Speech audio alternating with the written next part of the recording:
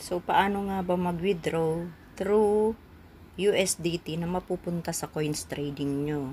Sa mga agent lang to guys ha. So, punta tayo sa coins trading. Ayan. Then, press nyo yung top up. Then, USDT. I-copy paste nyo guys. I-copy nyo yung address doon. Then, go back to your coins. Press nyo ulit yung points. Then, withdraw now. Then, itong USDT na to, tingnan natin, i-view natin sa method, okay? So, view. Kailangan ng password. Oh my goodness.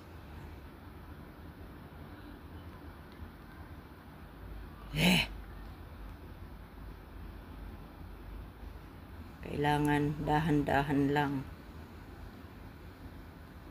Hindi pwede ang madalian. So, kung makikita nyo merong contract address dyan, yan yung dati kong USDT. So, i-delete natin yan. And then, i-copy paste lang natin yung kinapi natin dun sa USDT. Then, submit nyo lang siya guys.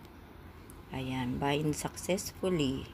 So, ayan na siya. USDT. So, itatry natin i-withdraw ito guys. Okay? So, ano ko yung 100 dahil may babayaran ako ng 1 million coins.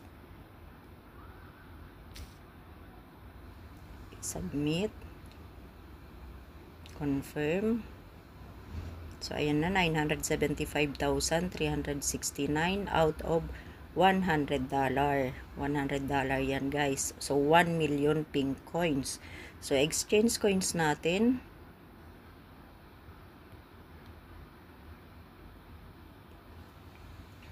So, ayan na lang ang natitira sa aking points. Then, tignan natin sa coins trading ko. So, ayan. Naging 477 na lang yung dating 1 million plus. Then, coins trading. Ito siya. Bam! So, ayan na siya guys. So, halimbawa guys, dadalhin ko sa aking coins ang 1 million. So, kailangan ko ng yung ID ko, Popo ID ko, 6864507.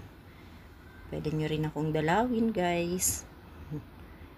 Then, 1 million.